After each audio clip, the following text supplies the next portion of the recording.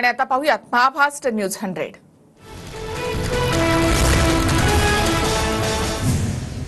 धारावीमधील मशिदीच्या अनधिकृत भागाच्या तोडक कारवाईला स्थगिती, पालिकेकडून तोडक कारवाईला 8 दिवसांची स्थगिती।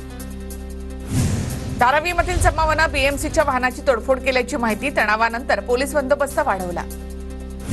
धारावीमधील तोडक कारवाईला स्थगिती मिळाली आहे। लोकांनी आता घरी जावं, वर्षा गायकवाड यांनी जमावाला आवाहन केलं। धारावीमधील वादावर गृहमंत्र्यांनी लक्ष घातलं पाहिजे, शांततेच्या मार्गाने यावर मार्ग निघायला हवा। धारावीमधील तणावावर संजय राऊतांची प्रतिक्रिया। राज्यामध्ये कायदा सुव्यवस्था राखण्यासाठी गृहमंत्री अपयशी, राज्यामध्ये दररोज तणावाच्या घटना, तर भाजपचं सरकार आल्यानंतर वाचाळवीरांची संख्या कशी वाढली, सुप्रिया सुळे यांचा सवाल। जिहादी मानसिकतेच्या लोकांना राज्यामध्ये शरिया कायदा लागू करायचा आहे, त्यांनी त्यांची दादागिरी बांगलादेश, पाकिस्तानमध्ये दाखवावी। भाजप आमदार नितेश राणे आक्रमक। गणेशोत्सव निवडणुकीवर दगडफेक करणे, पालिकेच्या वाहनांची तोडफोड हे महाराष्ट्रामध्ये चालणार नाही। या संदर्भात उपमुख्यमंत्री फडणवीसांना पत्र लिहिलंय, किरीट सोमय्या यांची माहिती। महाविकास आघाडीची हॉटेल ट्रायडेंटमध्ये बैठक, संजय राऊत, बाळासाहेब थोरात, विजय वडेट्टीवार, जितेंद्र आव्हाड बैठकीसाठी दाखल। सलग चौथ्या दिवशी महाविकास आघाडीची जागावाटपासंदर्भात बैठक। महाविकास आघाडीत जागावाटपाचं कोणतंही सूत्र ठरलं नाही, जिथे ज्या पक्षाची ताकद ती जागा त्यांना। खासदार संजय राऊतांची माहिती। मुख्यमंत्री आणि महाविकास आघाडीचाच होणार, राज्यातील जनता मुख्यमंत्री पदासाठी मतदान करेल। राज्यामध्ये सध्या भ्रष्टाचारी मुख्यमंत्री, राऊतांची विखारी टीका। राज्यामध्ये तिसऱ्या आघाडीचा मुख्यमंत्री होणार, बच्चू कडूंचा दावा। आम्ही महाराष्ट्राला तिसरा पर्याय देणार, कडूंची प्रतिक्रिया।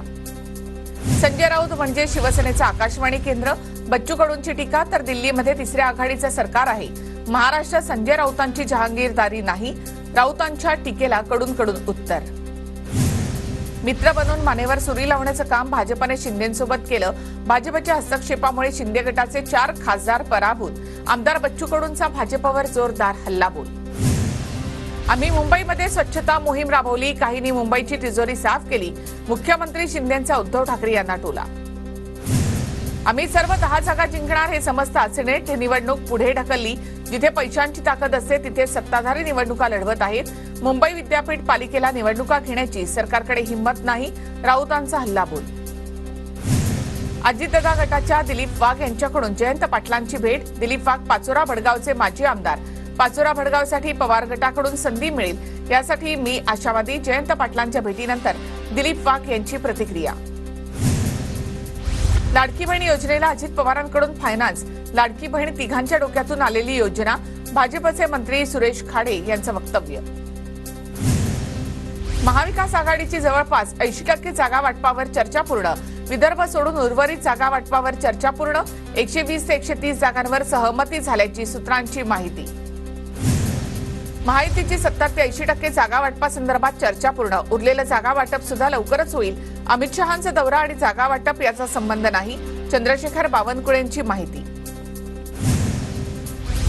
अमित शहा 25 तारखेला नाशिक दौऱ्यावर, उत्तर महाराष्ट्रातील भाजप नेते प्रमुख पदाधिकाऱ्यांची बैठक घेणार, जागा वाटपासह इतर निवडणुकीच्या मुद्द्यांवर बैठकीमध्ये चर्चा होणार। आणि